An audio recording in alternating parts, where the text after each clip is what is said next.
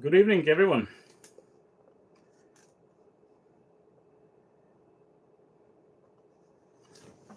Just a second. Sort the cameras. Right. How is everyone? How are you all doing?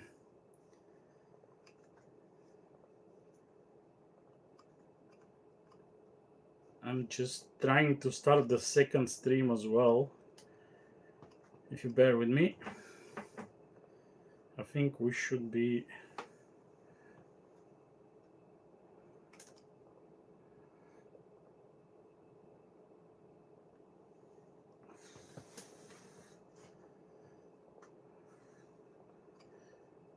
Right. Can you hear me? Can you see me? Right. Perfect. Okay. Bit of an unusual thing. I have both cameras here.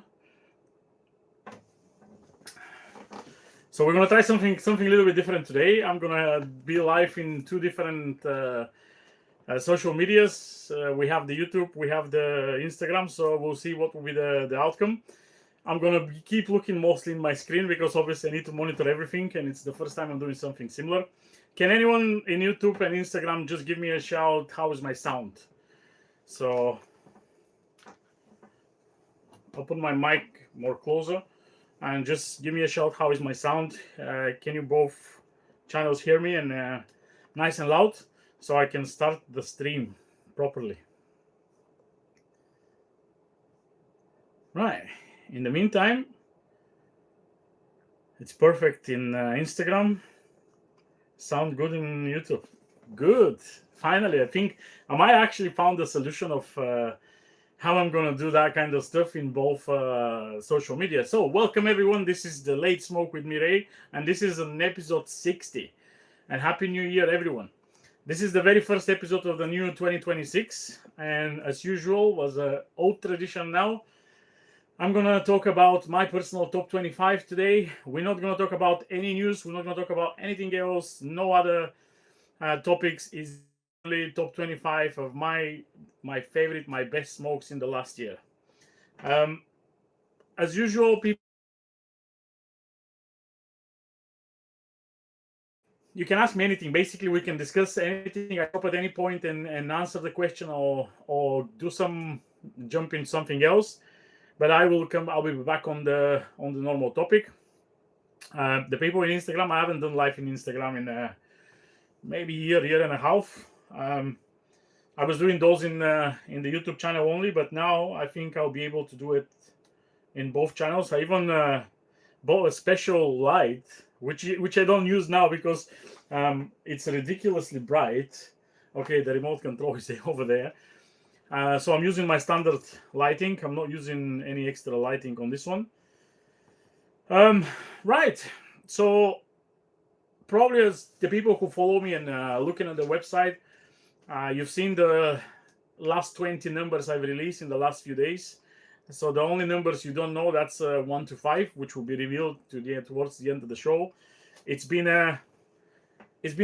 harder than last year. So last year, I think it was very hard to pick up the top 25 and sort them by rates and everything. And this year was even harder. I smoked so many good cigars. I think in overall, I smoked much better good cigars this year than last year.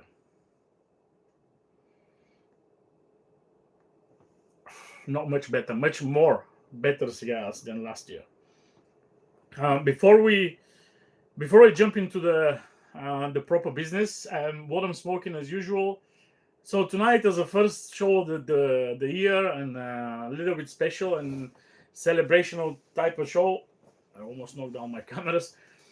I'm smoking Padron 1926 number 2 in natural. I mean, I know it's a surprise for you, me to smoke natural, but I don't think I smoked this one before. And say, you know what? Why not? It's in the humidor. I'll give it a go. So far was all right. Start a little bit peppery and harshy. I don't remember these natural Padrons to be that kind of peppery, but who knows? I mean, again, I haven't smoked lots of naturals from that one. The Maduro is definitely sweeter, and I'm missing the sweetness here, but we'll see. And of course, as a traditional, as a tradition here, the pairing tonight. For the pairing in my cup of tea, I have a very, very interesting tea. I don't think I've discussed that tea before. This is Gayasa, pure Gayasa. Gayasa as a tea is actually coming from South America. This specific one from Ecuador. A lot of people actually replace the coffee with Gayasa tea just because the caffeine is still on the super high level. Antioxidants are twice the amount of any other green tea, and it's super refreshing. The old Asian people from that part of the world, they literally drink this type of brewed plant, like a tea for many, many centuries. And it's very different than the standard green teas. It doesn't give you any bitterness, any minerals, and that kind of stuff. It's very, how to say, sweeter, creamy type tea. Of course, you don't need to add anything else. I don't add any sugar or anything, you know me.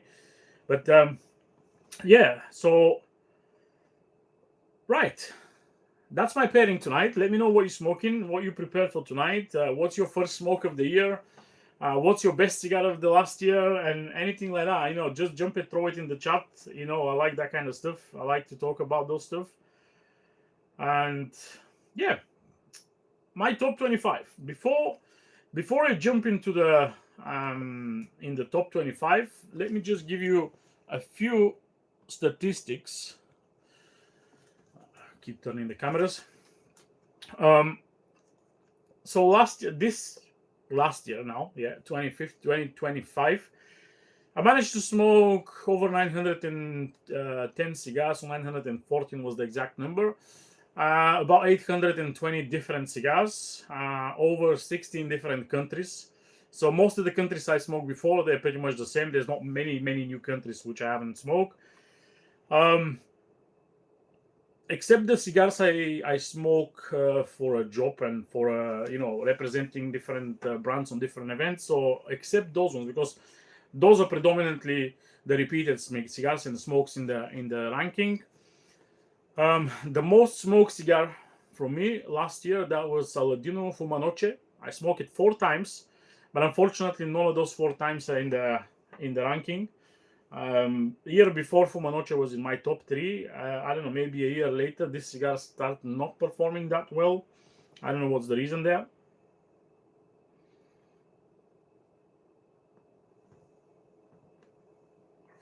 But we'll definitely look after that in some point this year, and maybe smoke another 1 or 2, see how they will perform after 2 years. Okay, someone starts with a question. That's Apex. Apex, hey, how you doing? With the current political uncertainty in South America, would the cigar industry will be affected? I don't try to go political. I don't usually comment on the politics. In my opinion, at the moment, no. I mean, Venezuela, as far as I know, does not produce any big interesting cigars. Maybe they produce tobacco, as every Latin and Central American country, they produce tobacco. The climate is quite good. I haven't smoked a cigar with Venezuelan tobacco, at least I don't remember. I know Colombia, which is next to Venezuela, they produce. Brazil produce, which is on the other side. So I won't be surprised if Venezuela also produce tobacco, but it's not one of their main things. With the current situation, I don't think anything will change. There's more and more rumors in the last few days where everyone says maybe Trump will now attack Cuba or something like that. If that happened, that would be interesting. That would be another conversation. But I don't want to speculate and go into that kind of topics. Again, it's for the moment with what's happened with Venezuela. I don't think that will change anything in the cigar industry.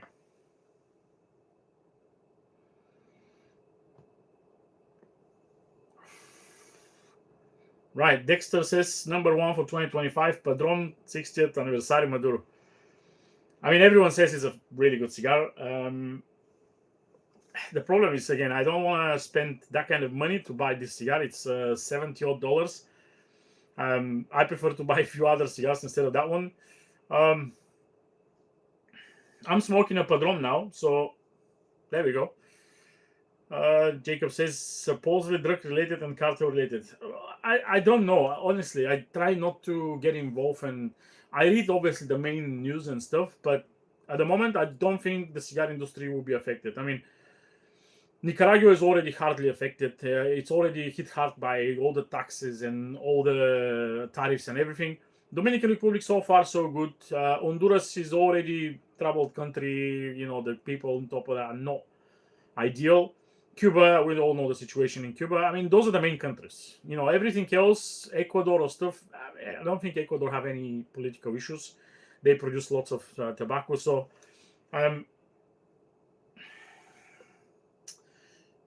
Cigar Confidential on YouTube. Do you prefer 1926 or 1964?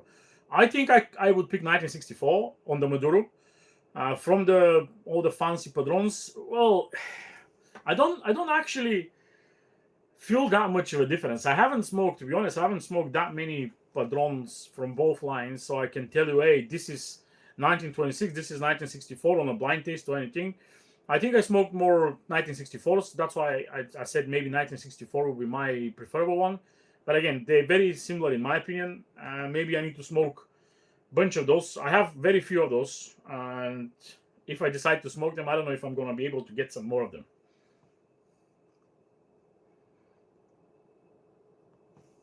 Anyway, you can just throw the questions, guys, in the chat. You know, I'm not going to stop that one. It's time to start with the top 25. Little nice intro in the first 10 minutes.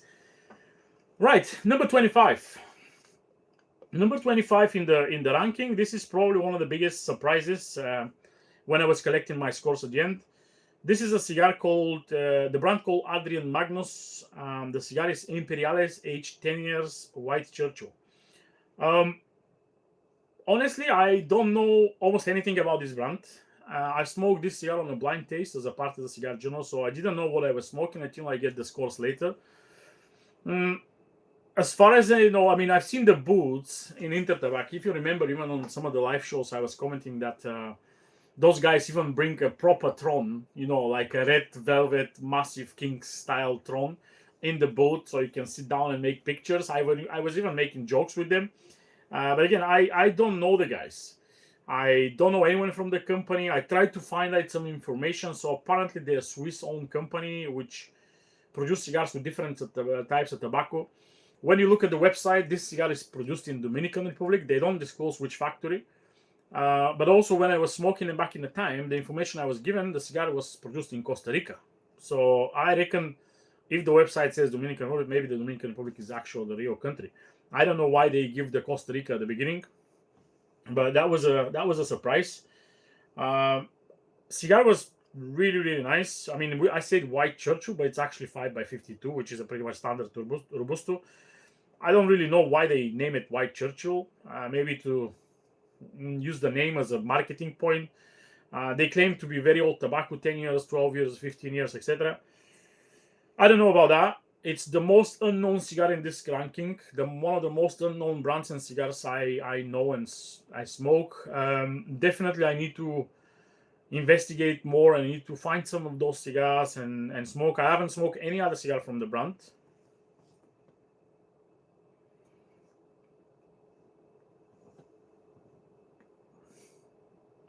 You know what? This Padron is kicking. I know it's natural. I didn't expect natural to have that kind of strength, but in my opinion, the strength here is easily 8 out of 10. It's unexpectedly kicking and nicotine. Right. Moving on to number 24. Another very, very interesting surprise for me. That's Gran Habano Connecticut House Blend Robusto. Interesting because I have those house blends for a couple of years. They're just a bundle cigars. They don't have bands. Even that's why if you look at the pictures when I put on Instagram, there was no band on this cigar. I just took the stock picture because I don't have any other Connecticut's from now on. So they're just standard 5x50 Robustos in a bundle of 4 or 5 cigars. They have Maduro, Natural, Barber Pole, and Sun-Grown. And the Connecticut, when I smoke it, I honestly pick it up from the bunch. I say, no, well, I'll give it a go to Connecticut. I was in the vibe to smoke some Connecticut. I want to try something new. And this cigar was just smoked like $50 cigar. I'm not joking. The construction, the ash, everything. And I make a note on that day. After that, I put it in my book, and I was like, this is a super interesting cigar for a bundle. I mean, I reckon they're probably $3 or $4 or $5. which is probably one of the cheapest cigars in the ranking. But if you want to try something like that, Gran Habano is an interesting company. They're not one of the super popular companies out of the US. I know in the US they have quite a followers. They've been in the market for 20 odd years. Actually, the owner of the company, George, and his father, they are with Colombian background. So, super cool company. If you want to dig in their stuff, they do really nice cigars. But the House Blend Robusto, Connecticut, it's definitely standing out from most of the stuff I smoked recently. Number 23, CEO Amazon Basin, Anaconda. So some people might say, okay, this is the Amazon Basin. Yes and no. So this is the Anaconda. So back in the time, they released Orellana, Anaconda, Fuma Incorda, and Amazon Basin. From all those, only the Amazon Basin was keep releasing after that. Everything else, as far as I know, has been just a one-off release. Same with Anaconda. That was my last Anaconda. I smoked it early in the year. And it's very interesting cigar. The wrapper is this very interesting Brazilian leaf, which usually in the standard Amazon Basin is in the filler, but they use it as a wrapper on this one. If you can find this cigar, buy it. I think it's now more of a collectible piece. I don't know how many people actually can find it, source it. If you find it, that will be quite an old batch. I think the ones I smoked was from the original release in 2017, so we have almost 9 years now on that one. But again, this is probably the best line CEO ever made, that type of Amazon-style cigars. Again, they're 4 or 5. I smoked the standard Amazon Basin a couple of days ago. It's on the website. It's one of my first reviews actually for 2026. I have planned to smoke the Orellana maybe in the next week or so. So if you're curious to see the third one, unfortunately I don't have the fourth one, Fuma Incorda. I smoked that a couple of years ago and I don't have any spare one. Andrew Cipriano wants to try the Persian King from Gran Habano. That's a very good cigar. I think I might have a couple left on the Persian King. So next one, number 22. That is Nomad H-Town San Andres Lancero. So Nomad as a company, you know that I used to be a massive fanboy of the Nomad Tenez design. So the H-Town Lancero, very small batch, I think, made from the time when Fred Rowe was in the ranking. I think he found some old blend in Dominican Republic, and he liked it. That's why they made it exclusively for the H-Town shop in Texas, I think was somewhere. Obviously San Andres wrapper, Lancero, slim and elegant. I think the batch I have was made about 10 years ago, so quite an old one. If you can find some, I think I have a few more left, but another super interesting, maybe not easy to find cigar.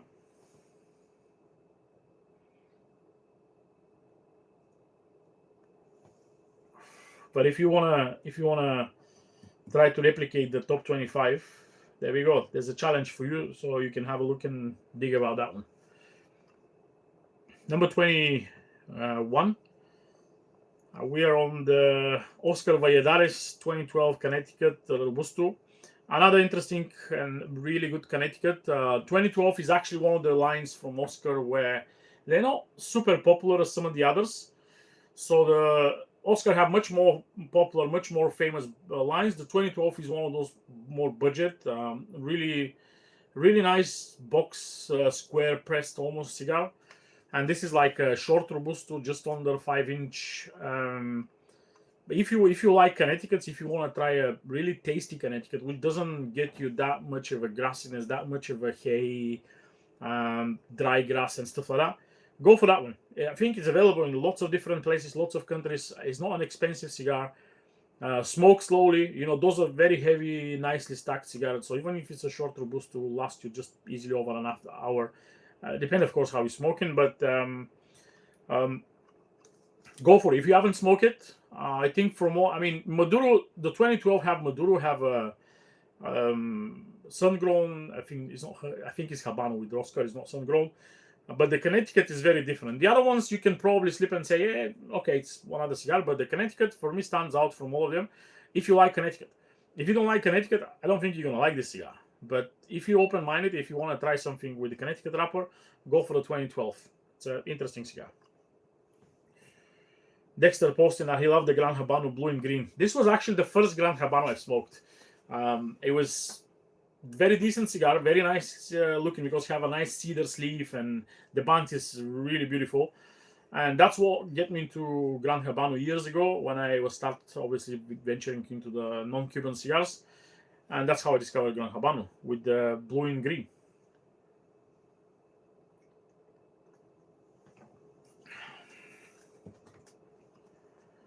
Right, move on. Next one, this is number 20.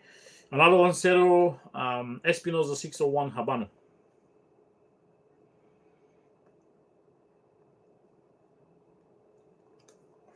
And this is the red bunt. So there's a bit of a confusion in the Espinosa lines. They do Espinosa Habano and Espinosa 601 Habano. So the standard Habano is a bluish, dark blue bunt. The 601 Habano is the red bunt. So still in production. I think in most of the decent shops in the US you can find it. I don't think it's an expensive cigar, probably sub $10. The one I smoked, there was a bunch of years on that one. It was 2020, so 5 years on it. Espinosa in general, I'm not massive fan how they age. If you smoke Espinosa year, max 2 years old, they smoke usually pretty good. When you age them a little bit more, I think some of the blends are not performing well, but this was a big surprise. You know, Espinosa in this capacity was beautiful cigar. Right, next one, Crown Heads Mil Diaz Corona Gorda, and this is another spectacular cigar. Crown Heads, usually I almost have a cigar of Crown Heads in my top 10. This year I smoked quite a lot of Crown Heads, about 8 to 9 different Crown Heads. Some of them fancy than the others. There was one of the most consistent brands of the ones I smoked was Crown Heads. I have 4 or 5 other cigars which almost get the maximum scores. But the Mil Diaz Corona Gorda, this is 2020. It's a standard production, not a limited edition like some of the other I've smoked, like Le Carême, etc. And beautiful smoke. Super elegant size. If you like that kind of slim Corona Gordas, you're gonna love this cigar.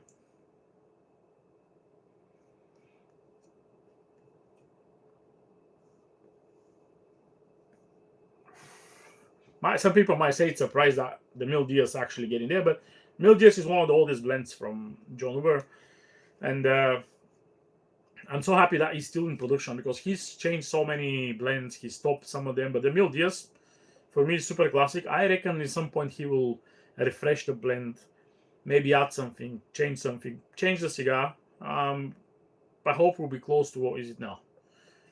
Next one. This is another entry on a blind taste smoking from Cigar Journal, and this is EGM Alexander Kraft Collection Robusto Especial. So EGM as a brand, I haven't smoked a lot of them. I know they start getting much more popular nowadays. They launch in the US, they launch in the Gulf region. So on the blind taste, I smoked 2 different EGMs, both of them the Alexander Kraft Collection, just the 2 different lines. But this one here, the Robusto Especial, was absolutely phenomenal cigar. Again, not very strong cigar, more on the milder side, which is another little bit surprising thing for me. Getting so many lightish, mild, that kind of cigars. But yeah, if you haven't smoked an EGM, I would say go for it. My experience so far is those guys know what kind of cigars to do. I like a lot their approach to the market as well. They do some expensive cigars, but who doesn't nowadays? But in general, the way they approach it and jumping into the market, especially the international market, because I don't think they're that popular in the US at the moment.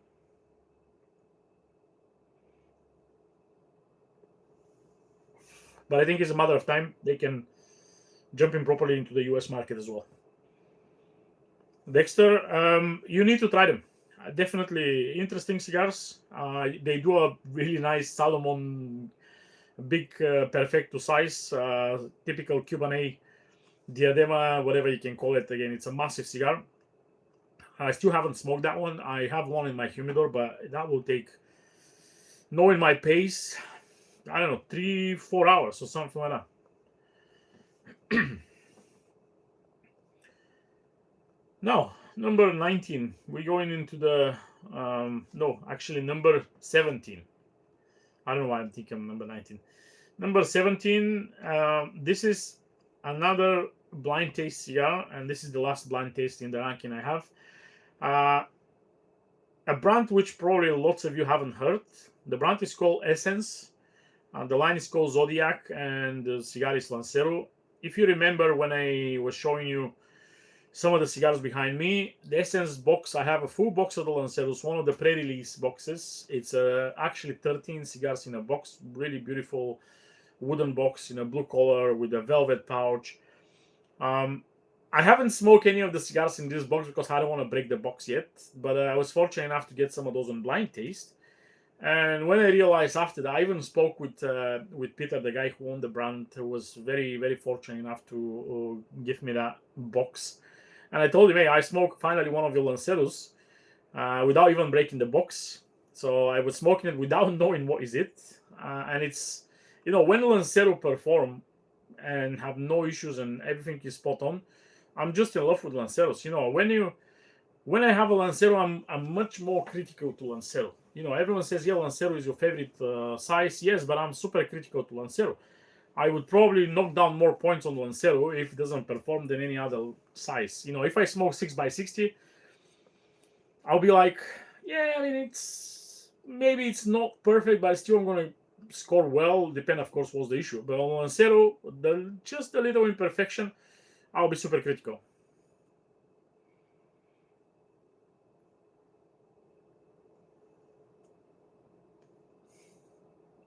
And Lancero, which doesn't perform, unfortunately, I would say about it. I'm not gonna be quiet. I'm gonna tell the people who made it or anything.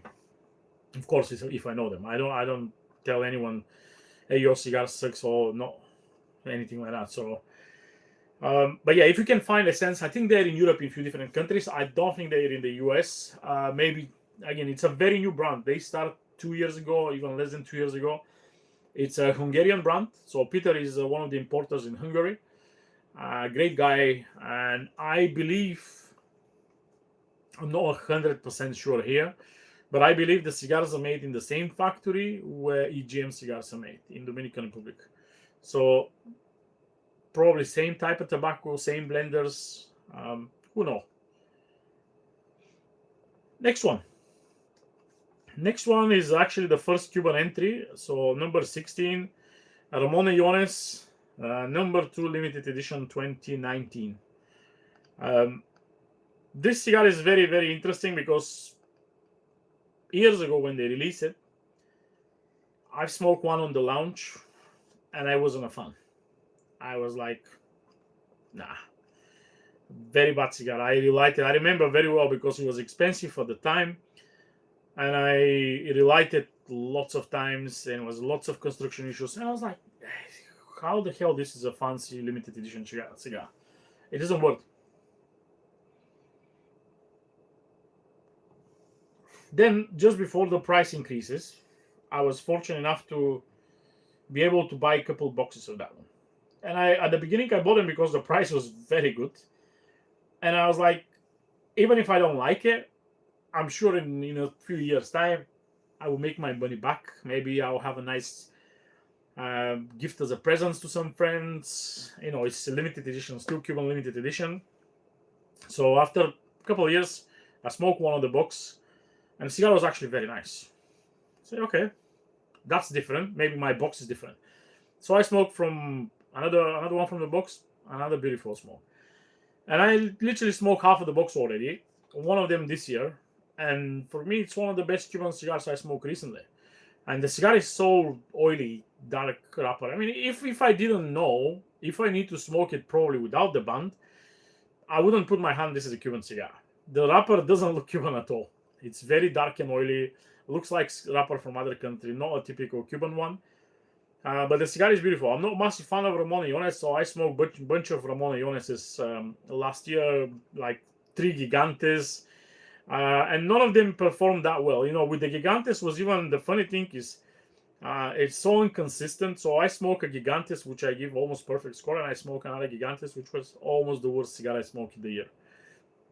So you see a little bit of inconsistency there. I've also smoked Absolutus. I was on the launch. Mine was very, very bad. I hope will be the same situation as the 2019 limited edition. In few years' time, that will improve, and it will be really nice smoke. But I'm not in a rush now to go and buy boxes. Obviously, the price is not the same as what was 2019 limited edition. Hey, Joao. Happy New Year, brother. Right. Moving to the next one, and this is number 15 now.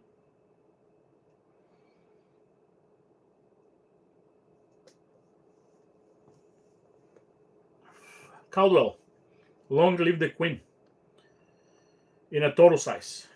I spoke so many times about this cigar, and this is probably all-time favorite cigar from Caldwell.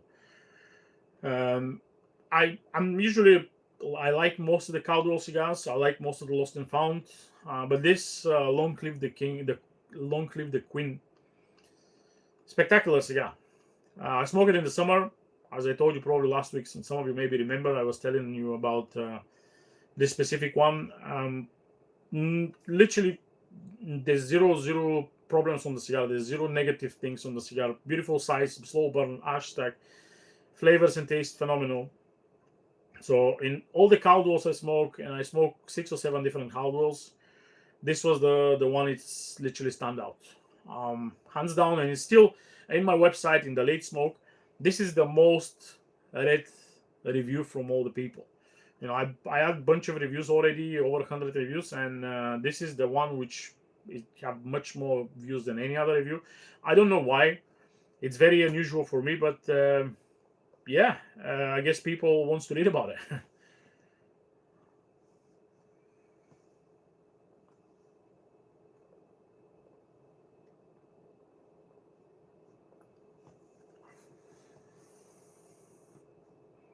Right. Moving on to the next one. Next one is number 14. This is one of the oldest cigars in the ranking this year. This is Rojas Guayacan Robusto. Maybe the younger audience, they wouldn't know this cigar. I don't think it's been produced after 2012, 2013. This is one of the first lines Rojas will start making back in the time. And I think Rojas started his own company, if I'm not wrong, about 11 years ago. And this is before that. This is when Rojas was making cigars with other people. And Rojas is a phenomenal blender. I met the guy a few times. Really cool. He makes some phenomenal cigars. Last year I have Rojas in my top 3 or top 5. This was the 10th anniversary. And this year I managed to find some of the old Guayacans. And it's splendid cigar. Nicaraguan, I can't say much about it. Again, it's very old cigar. It's one of the unicorns probably I smoked this year. I have another one in a different size. I think it was a Lonsdale or Corona Gorda. Maybe I'll smoke it this year. Maybe I'll wait a few more years, see what's the situation on that one. But in general, if you wonder sometimes, you see Rojas on the stands. I mean, he do the tacos, the street tacos and everything. Just grab him. I haven't smoked a cigar from Rojas, which I don't want to smoke again.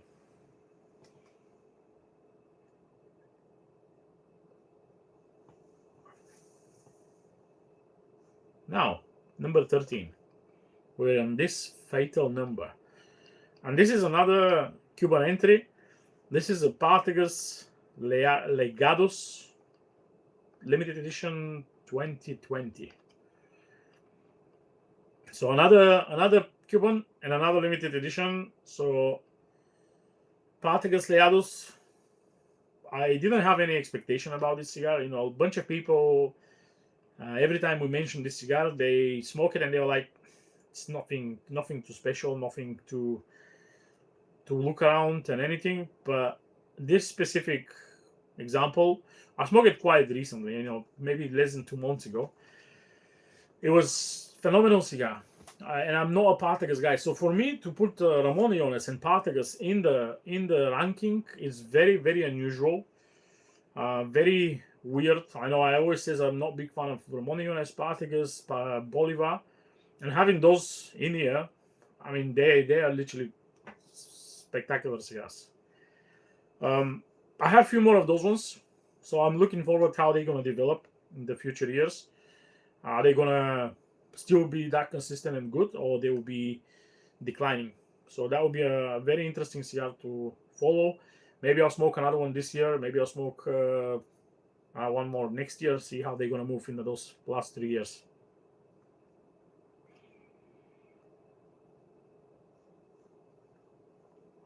This is a very smoky cigar. Right, we're in number 12.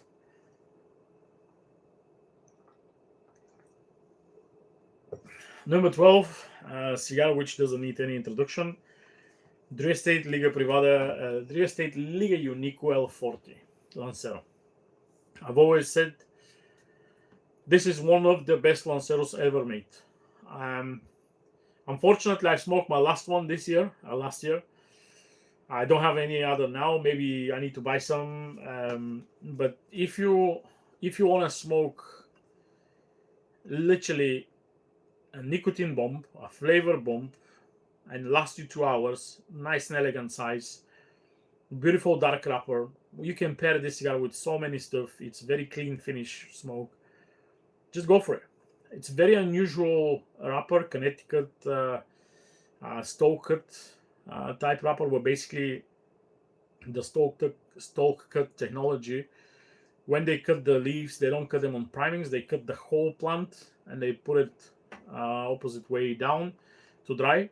And they say basically the people who do that in this way, all the leaves get all the nutrients when they dry. So everything from the stem just go to the leaves. It might be true.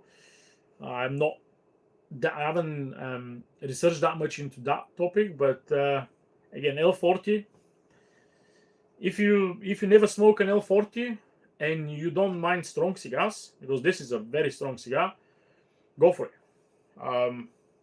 I don't want to see people who say, "Oh, I've never smoked L40, but I like strong cigars." You need to try L40, and then we can talk about it.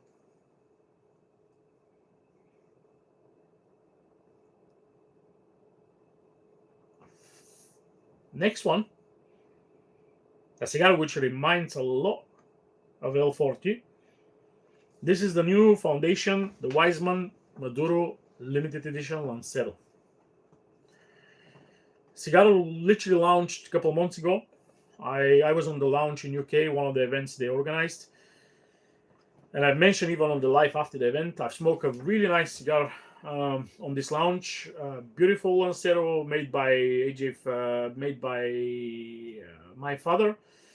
Obviously, Foundation. They moved the Wiseman line to my father. So Don Pepino is a big Lancero specialist and blender.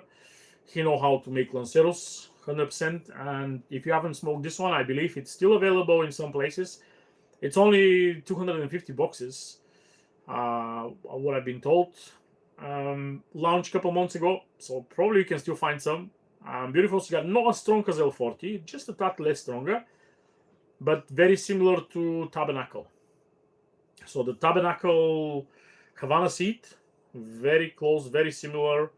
For me, it was a bit of a dilemma. Obviously, the Tabernacle I smoked was just a tad imperfect, and that's why I choose that one. So they were very close, and I always said I'm not gonna add more than one cigar from a brand. So even if I smoke few perfect from the brand, I won't add more than one. And yeah, this was the Foundation this year.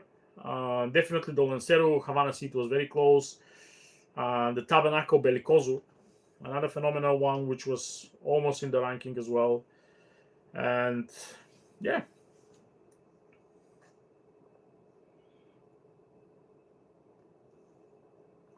Number 11, and this was number 11. Number 10. This is the oldest cigar I have in this year ranking. A very, very old Room 101 Conjura LTD Seal Petit Robusto. So that's a limited release cigar which been released 15 years ago.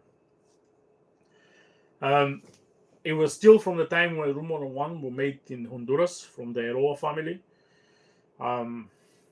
If you haven't smoked Room 101 from this period, you miss a lot. It's not easy to find those anymore. I mean, they stopped making cigars in Honduras, I think 2011, maybe 12. But if you can find some old Room 101s made in Honduras, just get them. Hopefully people who sell them have no idea what they were selling. They won't charge you extra money.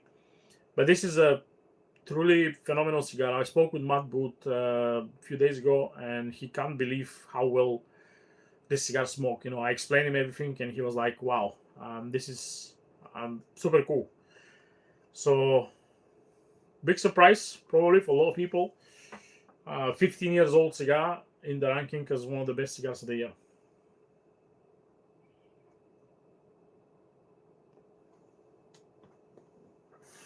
Number 9. One of the most controversial cigars. And another Cuban entry. Cuiba Beique 52. I mean, I know the price of the Beique. So if you start jumping now on the price and how expensive is the cigar, it is expensive. It is expensive, but in my opinion, it's one of the best Cuban cigars ever made. I'm not saying this because just it's Beique, it's expensive. There's so many expensive cigars. But I have the opportunity to smoke a lot of Beiques in the last, since they start 15 years ago. So many good Beiques. I can't remember smoking an awful Beique. I know maybe it's a special occasion cigar, even if I don't believe in special occasion cigars. I smoked this. I mean, this is funny. I remember when I smoked this one. So I was filming in Manchester a couple of months ago, and I have a few cigars with me. And I was literally between the filming sessions. I have 3 or 4 hours doing absolutely nothing. So I sat outside on a bench. The filming crew, the people who didn't film at the moment, they have like a restaurant / pub, which was hired only for us. So it was like our base. And I just go outside, light my Beique with a cup of tea. And this was one of the best cigars I smoked in the whole year. That's why the Beique is in the top 10. It's a beautiful cigar. The one I smoked have a few years of age. It was gifted to me by a very good friend of mine a couple of years ago, and I think he mentioned this also 3 or 4 years before that on the cigar. Honestly, I don't know how a Cuban cigar can be better than this one. Nothing missing there except the price. Price is ridiculously expensive, but if you want to treat yourself and you can find some Beique maybe with few years old age on them, just buy. It's worth the idea of a special occasion cigar. You want to celebrate something, I don't think will disappoint you. I've never smoked Beique which I want to throw away. Even if it's not perfect and phenomenal, maybe it still will be really good and worth smoking.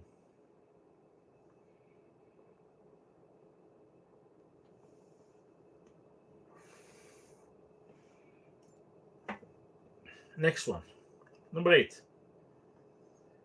Black Label Trading Company, Blackwork Studio, Green Hornet. So, Green Hornet, it's another very, very interesting cigar. You all know probably my weakness to Black Label and the products they do. I'm very judgy on their cigars.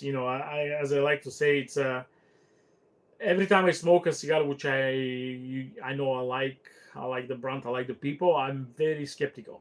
I'm very judgy, how the cigar will perform. I smoked a lot of Black Labels last year, but none of them perform as this Green Hornet. And actually, the Green Hornet was the very first Black Label I smoked. So a friend of mine gave me the Green Hornet and the Killer Bee. years ago. That's what hooked me into the Black Label. That's how I start chasing them, follow them, and see what they were producing and what they're doing. So you want to try the Black Label? Go for probably Green Hornet. It's a very unusual looking cigar. I have a Candela, I have a nice Maduro, or the Killer Bee. Those are the two options where there wasn't many cigars back in the time when they're releasing them, especially looking like that, and it doesn't look. I mean, they look like a gimmick cigars, but they are not. Sometimes when you see those funny patterns, with different wrappers, different colors, people think it's just a gimmick, just to look more fancy, people to buy it. This cigar is actually really good and tasty, not only looking good.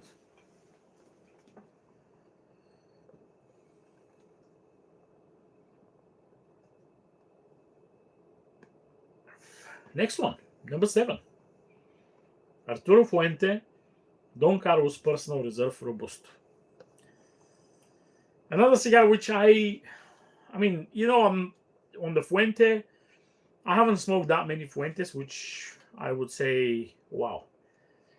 This Personal Reserve, I think, was my first one. I don't remember smoke a Personal Reserve before. Don Carlos Personal Reserve. I don't think I smoked it before. And I didn't have any expectations on this one. I picked it up from my humidor. I was walking in my village. It was nice, hot summer day. Lots of time, no wind or anything. It's just perfect to walk and smoke. One of my favorite activities. And every puff on this cigar, I was like stopping and making pictures. I probably did about 20 pictures on this cigar when I was smoking it, because the ash was so perfect. The cone and stack of literally almost up to the band, the ash was stuck in, and beautiful cigar. Not on the cheapest side. Again, those Don Carlos are not easy to find. They're not very cheap. But you want to try something different? Go for it. There was another Fuente I smoked, and it was very close to be in the top 10. This was Chateau de Fuente Churchill. Opus X. Usually, my opinion of Opus X, the standard Opus X is better than the others. Personal opinion, of course. And this was Chateau de Fuente, which is a Churchill size. Beautiful cigar. But again, I can't choose both of them for the top 25. I want to pick one of them. I don't want to have same brand a few times.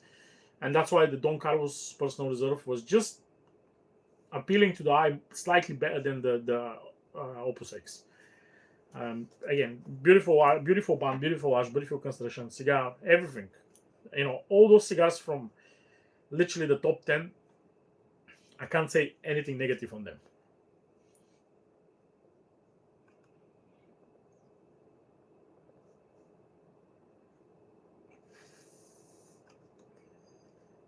Right, number 6, the last cigar before we go into the top 5. Viaje Zombie Farmhand Andre. This is a cigar which I smoked earlier in the year, and it's in the top 25.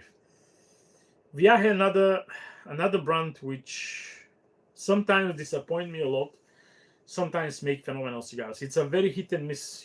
Some people, I like the whole idea and conception of Viaje with all those zombie wars and everything with the zombie apocalypse. That's all about the Viaje. It's all related to this zombie apocalypse themes. And when you smoke a Viaje, sometimes you're like, yeah, this look nice, it will taste nice, and it's not. I think the problem Viaje have is using so many different factories, and some of the factory doesn't perform like the others, and that's why if you smoke a phenomenal Viaje and then you smoke something different, maybe a little bit disappointed. But again, when you're using multiple factories, different countries, maybe that's one of the issues you might have. But this Zombie Farmhand Andre, it's a very interesting cigar. I think every year there's an annual release from that one. So if you're curious, if you want to try something different, go for it. It's not easy to find cigar. I don't think lots of retailers carry Viaje, but if you want to dig, if you want to looking for something very boutique and not a mainstream, definitely an option.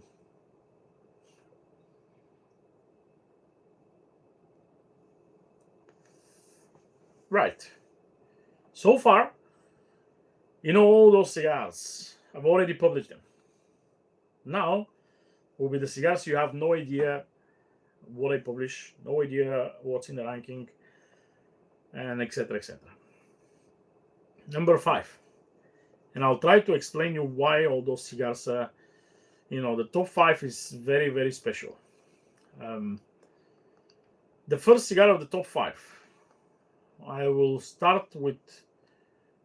tell you why first I have this cigar in the top 25, and especially in the top 5. So this specific cigar, I smoked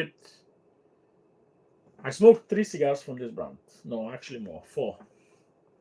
This specific one, and there was another cigar which was also 10 points on that brand, and there was another one which was 9. But this specific one, Corona Gorda, smoked it twice. So one of them is perfect, 10 out of 10. The other one just have a touch up, and was almost perfect. And if I smoke 2 cigars, exactly the same cigars, and they are phenomenal, I think they deserve to be very high in the ranking. The cigar is Puștanie Broadleaf Corona Gorda. Puștanie as a brand, a very small and boutique brand. I don't know if you guys know, maybe the American audience, Epicurean and Dexter, they will heard of them.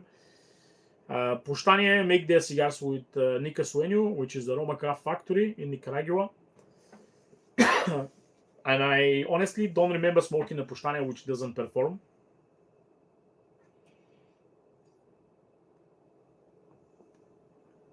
But this broadleaf Corona Gorda, again, extremely well sized, extremely well made cigar. Smoking 2 examples from this cigar, both of them almost perfect. I don't think there will be someone who asking why this is in top 5. Number 4. This might be a surprise for lots of people, because I've smoked so many of this cigar in the past years. I don't think I've ever rated that high. But number 4 this year, this will be Davidoff Anniversario Serie R, or Special R. Davidoff Anniversario, it's a cigar which has been on the market for decades. Special R, it's the Robusto. And I smoked a lot of Davidoff this year. There's some phenomenal performing Davidoff. So actually there's a 3 10 out of 10 Davidoffs. Easily any of them can be in the top 10. I was looking at all the pictures I made on them, and I think this is the one cigar which surprised me a lot, and I can't remember anything negative about it. Perfect ash, perfect construction. And the Special R, again, if you haven't smoked Special R, try it. It's a very light, very mild style Davidoff, as every white Davidoff usually. Again, it's not cigar which you can't find. It's not one of the fancy new limited editions from Davidoff. It's a regular production Davidoff, but phenomenal smoke. Yeah, if you're curious what are the other Davidoffs which were close to getting into the top 25, this is the Grand Cru Robusto, another surprise, and also the Winston Churchill Petit Panatella. That's not even a long filler. But that Petit Panatella, I smoked few, and one of them was exceptionally better than the other one. So it wasn't that consistent. That was one of the reasons I'm to not include that one. But it was very close between the Gran Cru Robusto and the Anniversario Special R, both the same sizes, but my preference go for the Anniversario. Even the Anniversario was just a year old.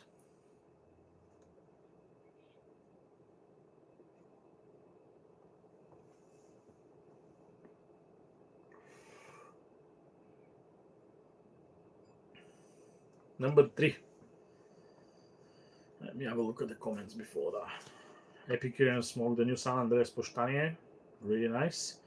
I haven't smoked this one, but I have no doubt that will be a really good smoke. Epicurean says the Gran Cru Robusto is on his list on 2025. There we go. There we go. It's good to hear. So, number 3. I mean, if you look at all the cigars so far in the top 25, there's a one brand which I smoke tons of it, and it's still not in the top 25. and this year was just it easily can be number one. There's a couple of reasons why it's not number one. One of the reasons is obviously you'll see what's in the number one, and I'll explain it there. But I haven't said this is the brand I've smoked the most from all the brands in overall. I smoke over 40 different cigars from this brand last year. There was a few phenomenal smokes. There was a few mediocre smoke, but in general, big fan of the brand. Big fan of the people who make the brand. And yeah, this is Tatuaje. So number 3, Tatuaje Reserva Broadleaf Nuelas. Cigar, unfortunately, which is not made anymore. It was part of a very small run years ago. Nuelas is a very small cigar from the Reserva line. If you can find any Nuelas, just buy them all. It's not an expensive cigar, I believe. This was my last Nuelas, and again, I smoke it in a very not a specific, special day, just a random day. Actually, I smoke it outside as well. I used to smoke a lot of cigars outside. I realized outside I smoke a lot of cigars. This one I was literally dropping my car at the garage, and I need to wait for like a couple hours. And of course, I'm going outside to the garage, in the dealership, and I'm just sitting on the one of the benches and just light a cigar. And that was the occasion when I smoked this Tatuaje. And again, I did so many pictures on the cigar. I posted in lots of groups, everywhere where I know there's a Tatuaje fans. I posted there and I was talking about this cigar. Beautiful cigar. It's Tatuaje. It's always been in my top 25. I don't think there will be a year without having some Tatuaje in top 25. I'm a massive fan of the brand. And when they do a good cigar, it's really good.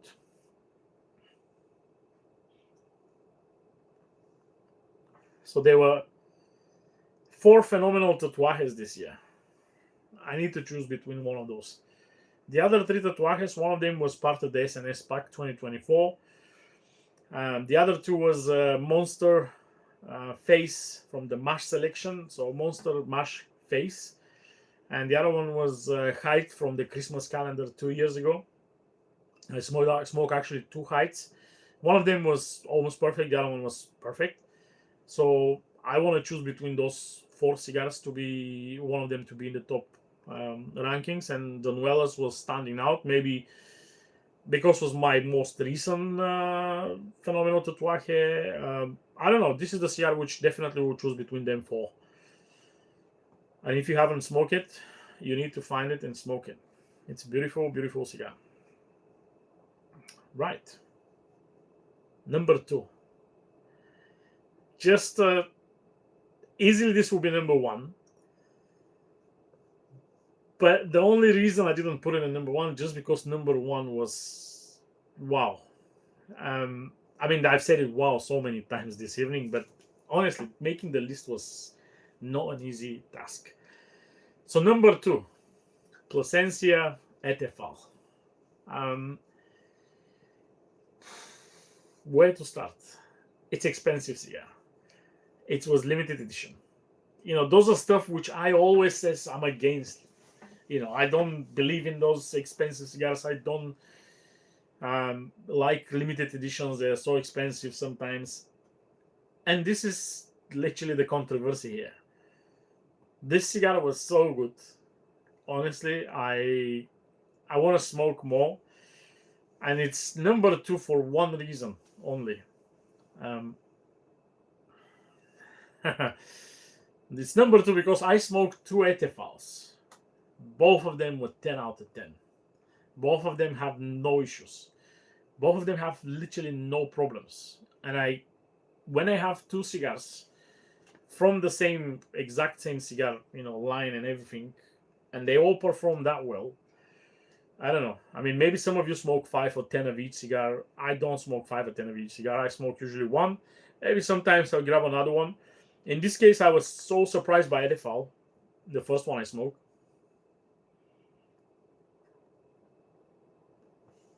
So I decided to smoke my second one. I don't have another one, so that will be not in the next year ranking. I don't have any Etifals.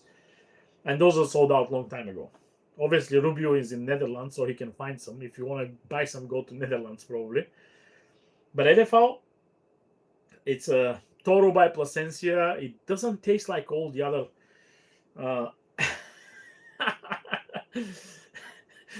I'm laughing on the Epicurean comments. Well, look, most of the cigars I have in the rankings are not limited edition, fancy editions, etc., etc. It's just, those are old limited editions. I can't afford the new ones. And those were bought, the Ramon Iones limited edition, I bought it for like £20. Partagas was the same, very cheap before the price increases. Obviously, Etefal, friend of mine gave it to me. I was very lucky. He gave me a couple of those. And I was very skeptical. I said, you know what, this is an expensive cigar. I don't want to, I usually would not go for that. But this is epic cigar in my opinion.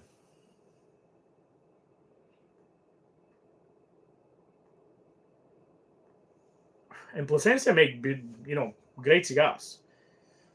But there we go. Epicurean says Switzerland have a lot of Etefals. So you still need to try one. Go for it. And let me know. Please, if anyone smoked Etefal or planning to smoke Etefal, please let me know. Drop me a message. Shoot me a message, any of the social media, anyway. Tell me, hey, how do you feel about Etefal? Is it just me? I'm usually Alma Fuerte guy. When we go for Plasencia, I can go for the Cosecha line, Alma Fuerte, easily. I love those cigars. When I go to a shop, even last time I was in lounge, just a month ago, I smoked 2 Plasencias Alma Fuerte back to back. So from all the selection in the lounge, I decided to go for Alma Fuerte. And again, this was a big surprise for me to go for the Etefal, to choose the Etefal here. But honestly, both cigars, phenomenal smokes, and I can't just not put them in the very, very close to the top.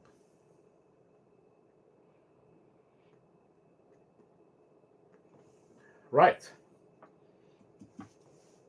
It's time for the number one. I'm gonna just relight my Padron, as I think I was so excited with the Plasencia and just forgot to smoke on the Padron.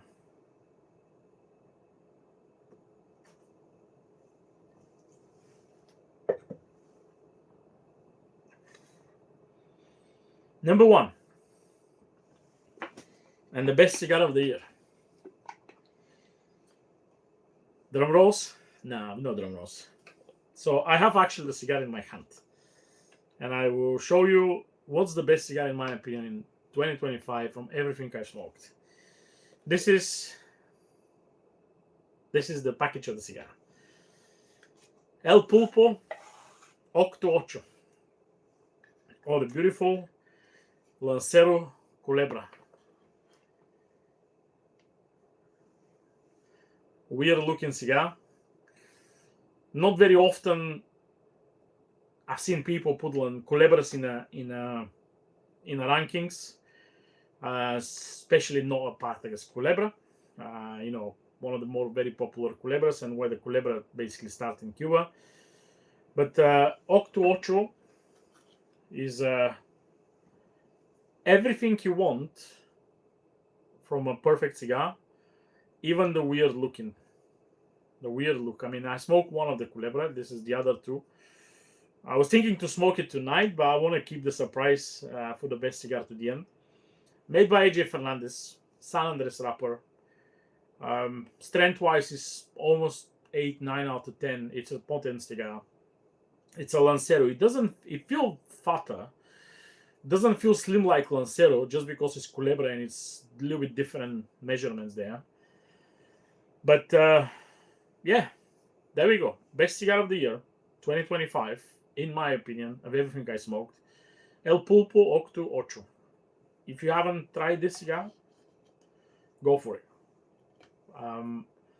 I've smoked it a few months ago, and after that, I've told probably every single person I know, hey, you want to smoke something phenomenal, something exceptional, try to find this Culebra and smoke it.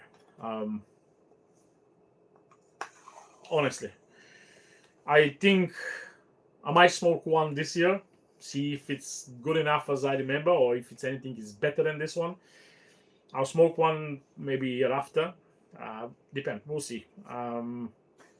It's a fairly new cigar. I believe it was produced last year, so it's not an old cigar. It's not something you need to wait and age and everything. I don't think it's ridiculously expensive. Of course, you buy 3 cigars here.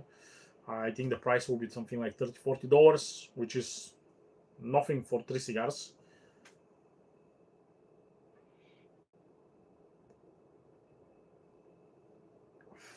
And I hope if anyone smoked this cigar from you guys would agree with me. That's beautiful cigar. I'm planning to do a special video further down the line when I'm talking about Culebra cigars, and I want to talk about this cigar specifically. Maybe not a video, maybe an article. We'll see. I'm not very good with the videos, you know that. Yeah. So that is my top 25. I hope you've enjoyed it. I hope I surprised you a little bit. Maybe some of you didn't expect to have that many limited editions or expensive cigars, but I'll take the critic. Epicurean jump on me and says, yeah, of course. I always talk against those types of cigars, but when the cigar is good, it's good. Especially if you don't pay the full price. For some reason, you get it for free, or exchange it with someone, or find it in a good deal or bargain. And there's exceptions on those expensive cigars, of course. Like everything in nowadays, there's always exceptions when you talk about some rules. So the first show of the year is almost towards the end.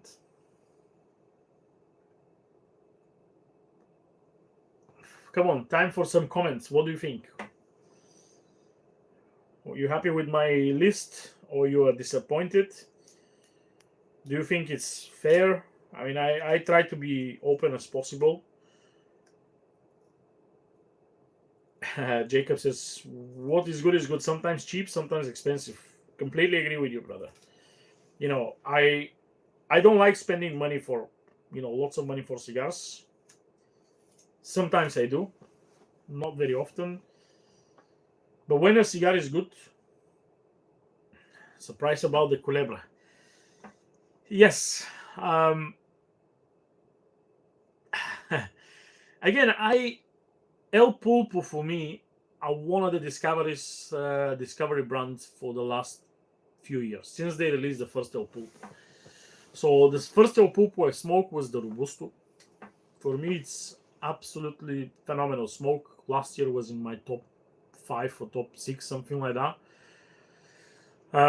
I still haven't smoked the Eel, which is the straight Lancero from the El Pulpo.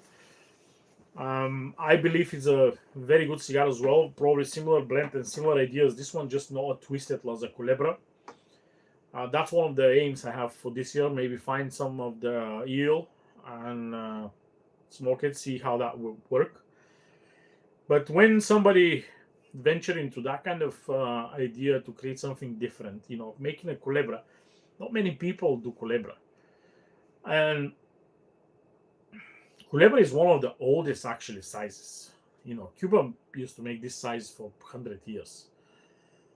And when somebody made the Culebra and the Culebra is that good, I think they need to get the credit. They deserve the credit. They deserve to be told, people to talk about it, people to mention it. Making a good Toro, I believe lots of companies do good Toros. Good Robustos, yes. Lanceros, not a lot of company, but there's still plenty. And making a Culebra, which is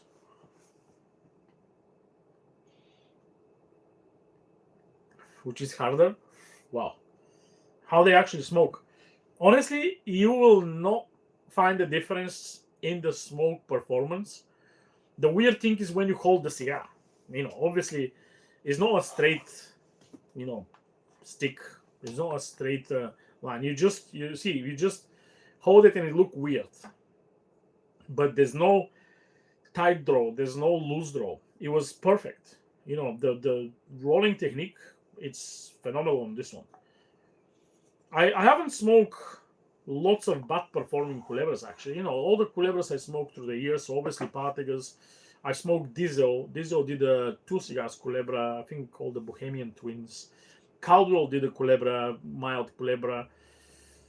D8 Vegas de Santiago, they did a large long culebra. I smoked that in Intertabac actually with Mark. All the culebras, Café 1901 make a really good culebra as well. All the culebras I smoke, they all smoke fine. I never smoke a plucked culebra or the one which doesn't draw anything. It's just that the fact is weird looking. It's even make it more interesting. So easily the top 3 can be any of the cigars number 1. Don't get me wrong. The Plasencia and the Tatuaje, they also deserve to be number 1.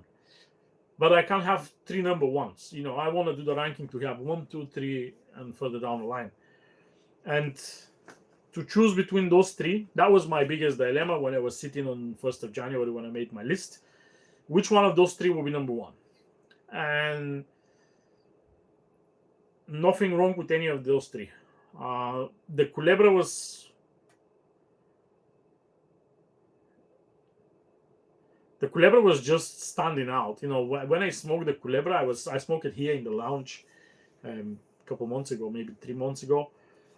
And I was like, keep puffing and smoking. I think I was even chatting with someone on Zoom or something. And I was just, every time I make a puff, and I just, wow. I don't want the finished cigar. I nub the cigar. I very rarely literally nub the cigar to there. And I nubbed this one. And I was like, wow, I want to smoke another one.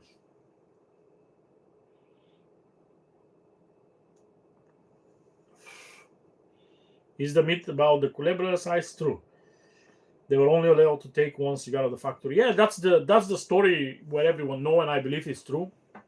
Back in Cuba, they were allowed to take only 1 cigar for themselves. So that's why the rollers start making this this size, twisted 3 cigars into 1. I smoke a culebra as a 1 go. So when I smoke the Café 1901 with the local importer years ago, he did a Zoom session when we all smoke in culebra. We smoke it all together. And I smoke culebra with the 3 cigars. For me, it doesn't work that well. I mean, you have lots of just a loose air in your mouth, because you can't just do a nice seal around the cigar. There's always gaps and space, and it doesn't work that well. So in my opinion, the culebra is much better to smoke it separately. Share it with friends. That's what we call it. Instead of having it all together. So, but yeah. It's been an interesting evening, guys. I talked so much. My nose was blocked all the night, so I hope it didn't affect much of my conversation or just talking. I mean, it's not much of a conversation. I just talk to 2 phones at the moment.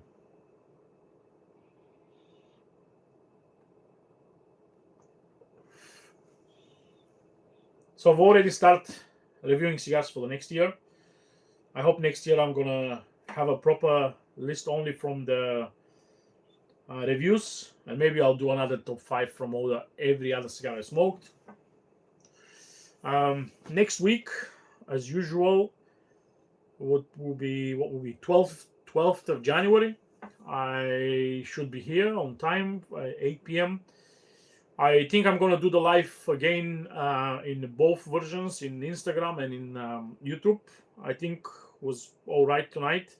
I believe the Instagram version coming about 10 seconds later after the other one, but there wasn't that many comments on Instagram, so maybe people doesn't know I'm doing that kind of stuff in Instagram, but they will find out. So next week it will be a very, very concentrated on different top 25s. There's already lots of different companies released their top 25s. I want to discuss all of them, all those people, what they put in the top 25s. There's already a few cigars which lots of people are in their rankings, so the same cigars. So that will be an interesting to see. After that, the consensus. I believe the half-wheel consensus will be released in 2 weeks, so that will be another show after that. But yeah, next week we'll talk all about other people's top 25s, all the big medias in the US, what they put in the top rankings, in the top scoring cigars. Are there surprises? Are there not that many? We'll see how many expensive cigars they're going to put, of course. How many Cubans? Well, again, we're going to discuss all that stuff. Next few weeks will be purely concentrated on the top 25s. And yeah, on this note, I believe it's time to say goodbye. Much appreciate everyone who was commenting and liking and joined the live in both channels, in YouTube and in Instagram. Stay smoky. Tomorrow's never given. Smoke your cigars. Don't keep them for special occasions because they might not be good after all. Or if someone tell you those cigars is very good, maybe, I don't know, sometimes buy them and see for yourself. On this note, good night, guys. Have a great week, and I will see you all next week, same time, 8 p.m., same channel, The Late Smoke with me, Ray, and with another portion of my nonsense talking about all kind of random stuff in the cigar world. Good night.